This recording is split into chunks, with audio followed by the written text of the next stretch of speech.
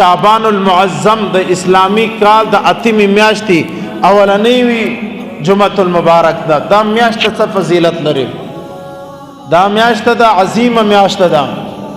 ډیر خاص میاشت ده د نن مسلمان خو روزه پیژني بل شي خو پیژني هم نه خو به هر حال مجھ به بیان کو الله رب العزت د عمل او توفیق را نصیب کړي نبی علیہ الصلوۃ والسلام د دې میاشت په باره کې ارشاد فرمایي حضرت عائشہ صدیقہ رضی اللہ تعالی عنہا روایت کی حضور پر نور حضرت محمد مصطفیٰ صلی اللہ علیہ وسلم ارشاد فرمائی الشعبان شہری والرمضان شہر اللہ حضرت عائشہ صدیقہ رضی اللہ تعالی عنہا فرمائی حضور پر نور حضرت محمد مصطفیٰ صلی اللہ علیہ وسلم ارشاد فرمائی کہ الشعبان شہری رمضان شعبان زما میاشت ده الشعبان شهری شعبان زما میاشت ده ور رمضان شهر الله اور رمضان د روزه میاشت هغه د الله میاشت ده الشعبان شهری حضور پاک صلی الله علیه وسلم د اسلام په دغه 12 میاشتو کې یا عام طور پر په 12 میاشتو کې حضرت نبی پاک صلی الله علیه وسلم د یوې میاشتې په باره کې خالق فرمایلی دی چې الشعبان شهری دا زما میاشت ده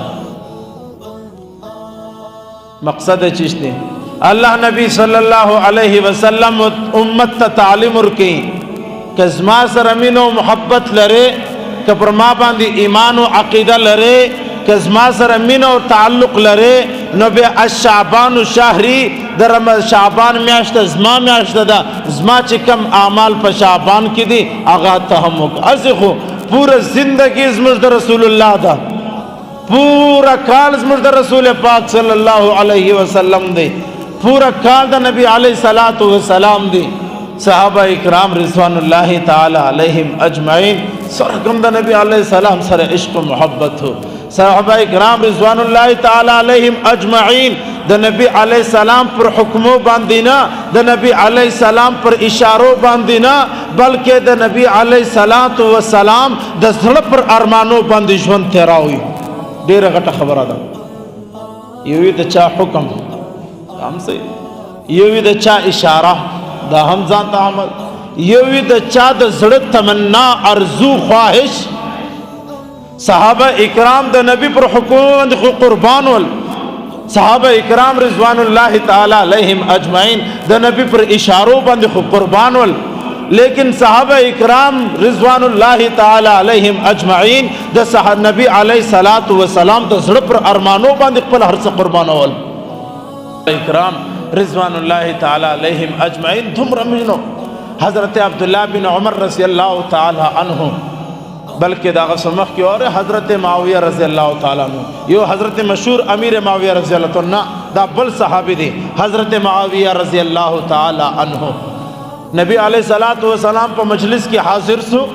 نبی علیہ السلام بیشتان مبارک تیو قتل اور دا نبی علیہ السلام دے سر پا بیشتانو کی پا دے مبارک بیشتانو کی پا مابینز کی سینز جوڑا و لار جوڑا و دا بیشتان دا سرائی لکڑیو پر دوارو سائیڈ باندی حضرت معاویہ رضی اللہ تعالیٰ عنہ چورتو قتل د نبی علیہ السلام بیشتان لکور ترالی حضرت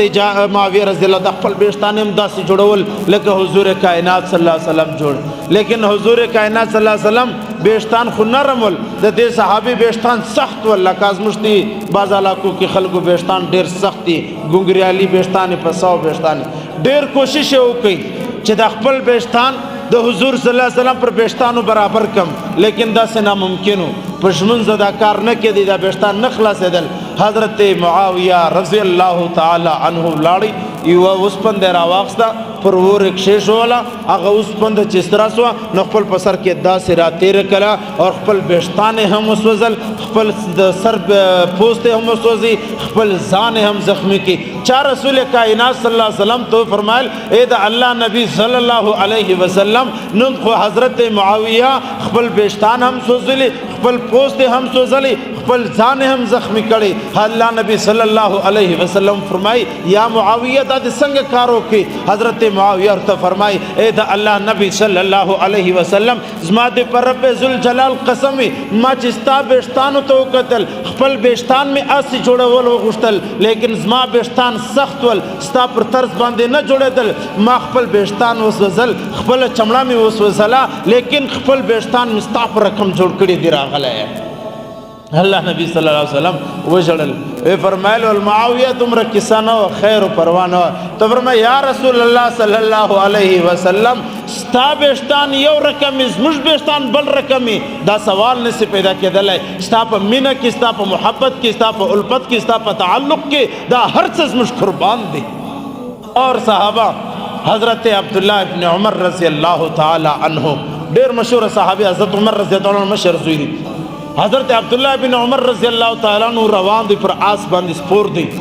په یو لارې کې روان دی د بولو د پاره کښېنستی بیرته راولاړ سو بول نه وکې څنګ کې ورسره صحابه دي نور یاران دی هغه ورته فرمل عبدالله رضی الله تعالی عنہ د بولو د پاره کښته سوې تقاضا دی ونه کړه بیرته راله پر سواری کښېنسته تقاضا خو به دې کوله کم سے کم حضرت عبدالله ابن عمر رضی الله تعالی عنہ ورته فرمای زما دې پر رب ذوالجلال قسم یو ورځ په سفر کې د حضور کائنات صلی الله علیه وسلم سره روان وم پر دغه مقام پر دغه ځای پر دغه علاقه چې راورسېدو حضور کائنات صلی الله علیه وسلم کښته سو د بولو تقاضا یې وکړه بیرته رالی پر آس باندې کښېنستی نن څو کاله بعد چې زه پر دې علاقه راغلی یم حضور کائنات خو نسته حضور صلی الله علیه وسلم خو د دنیا ستللی دی لیکن د حضور کائنات صلی الله علیه وسلم یو سنت خو موجود دی یو عمل خو موجود دی زه عبدالله بن عمر رضی الله تعالی عنہ د حضور پر نور حضرت محمد مصطفی صلی الله علیه وسلم هغه ادا هغه سنت هغه طریقه خالی پر کوم بول راضی که ناراضی لیکن د رسول په محبت کې پر دې باندې وار ضرور کښېنم عزیزانو صحابه کرام د نبی پر حکمو باندې نه د نبی پر اشارو باندې نه د نبی پر د زړه پر تمنا باندې ژوند کاوی د نبی پر ارزو ته ژوند کاوی صحابه چې به وکتل دا شی د حضور کائنات صلی الله علیه وسلم نه دی خوش بیا صحابه کرام نه استعمالوي هغه شی بیا صحابه نږدې نه تلل نو ما عرض کوي الله نبی صلی الله علیه وسلم فرمای د دې میاشت په باره کې الشعبان شهری شعبان میاشت زما میاشت ده